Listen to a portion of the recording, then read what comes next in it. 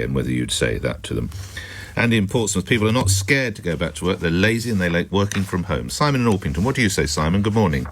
Nick, good morning. Yeah, this line from the government, go back to work or you'll lose your job. It's not true. Somebody may lose a job, and that may be in the short term. Somebody may also gain a job. Who's going to gain from the sandwich shops? The 2,900...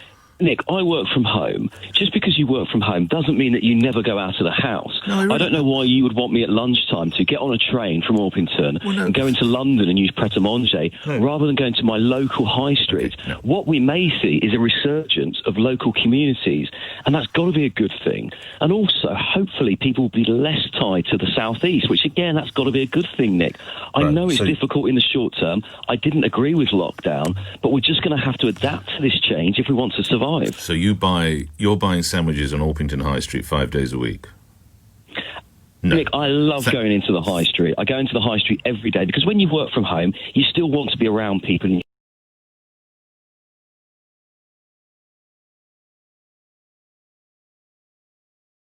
you still want to see people. And that's how it works. Just because you go into the office doesn't mean you use Pret-a-Manger every day. No, a lot of people take sandwiches into work and use the microwave. But a lot of people do. And as the milkman just said, it's the sandwich makers, and then it'll be the milkman, and the people who provide the flowers, and then the stationery, and then they'll all go. They can't all drive out to Orpington, Nick, Simon. Be honest, Nick. Do you go to work yourself for these other businesses, or do you go to work for yourself? No, but they benefit, don't they? Obviously they benefit because I go to a Costa or an Eat or whatever it might be. Obviously. They do benefit, but you didn't quite answer the question there. Do you go to work for yourself, Nick, or do you go to work for the people who work in the coffee shop? I have never said that you have to go to work, but it is an additional, an add-on. That, I know, for instance, I use the lock cutter, the key cutter. That's the line that you're taking. Go back to work, all these people will be out of the job.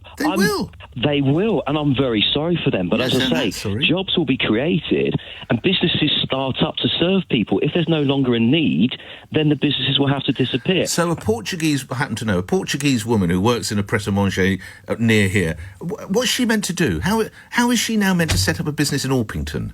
She's 22. What's she meant to do, this kid? But what I'm saying...